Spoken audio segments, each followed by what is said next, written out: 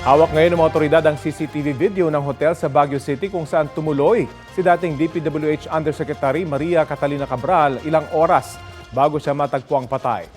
Nagpositibo rin si Cabral sa isang uri ng antidepressant base sa lab test. Balitang hatid ni June Veneracion.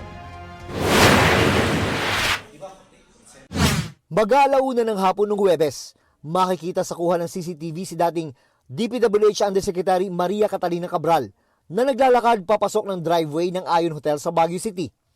Makalipas ang 5 minuto, dumating ang kanyang SUV na minamaneho ng kanyang driver. Nakuna ng CCTV ang pag-check-in nila sa hotel. Bandang 1:10 ng hapon, inihatid ng driver si Cabral sa suite nito sa 4th floor. 1:20 ng hapon, pumasok ang driver sa kanyang kwarto.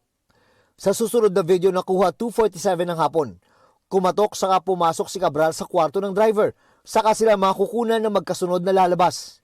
Makalipas ang ilang minuto, umalis ang SUV na pinaniniwala ang dumiretso noon sa Cannon Road bago mag-alas 3 ng hapon. Ang mga kuhang ito ng CCTV, hawak na ng mga investigador matapos isilbi ng PNP at NBI ang subpoena sa hotel. Eksklusibo itong nakuna ng GMA Integrated News, pero hindi na ipinakita ang ibang nilalaman ng mga CCTV dahil kasama ang mga ito sa malalimang investigasyon ng NBI at PNP. Nauna lang hinalughog ng mga otoridad ang hotel room ni Cabral kung saan may nakuhang kutsilyo at gamot sa kanyang bag. If we're talking about the knife or the items that were recovered, yung knife for self-protection, while the medications, we secured that. We also took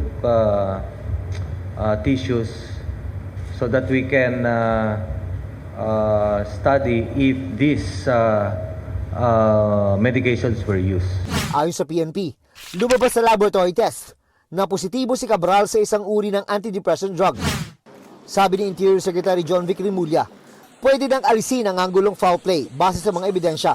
The postmortem examination showed extensive facial injuries on the right side of her face, extensive injuries on the rear of her skull, extensive injuries to her the right side of her rib cage and her hands. It shows a forward motion drop from the tip.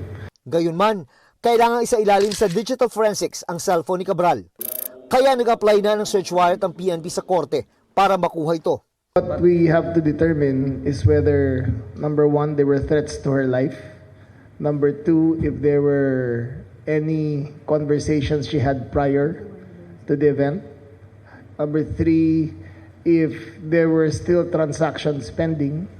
And number four, who was she conversing with in the week before the event? Absuelto na rin daw sa ngayon ang driver ni Cabral. To our investigation so far, we see no conclusive links with him and the fall of Yusek Cabral. Lumabas din daw sa pagsusuri sa biometric features si Cabral. Nakatawan niya talaga ang natagpuan sa bangin sa Cannon Road. Ayon kay Rimulya, malapit ito sa isang overpriced rock netting project na base sa investigasyon ay sasabit din ng dating DPWH official. The fingerprints match, her pictures match. All the biometric features show that it is her with great degree of certainty. Naibigay na ng DPWH sa Office of the Ombudsman ang mga computer at files ng yumaong si Cabral. Ayon sa DPWH, galing ang mga ito sa tanggapan dati ni Cabral sa Kagawaran. Kasama sa mga binigay na dokumento ang mga request ng mga opisyal habang inihahanda ang National Expenditure Program sa nakalipas na 10 taon. Ayon kay Assistant Ombudsman Nico Clavano, mananatiling selyado ang CPU at mga file ni Cabral hanggat di na isasagawa ang digital forensic examination. June Veneracion, nagbabalita para sa GMA Integrated News.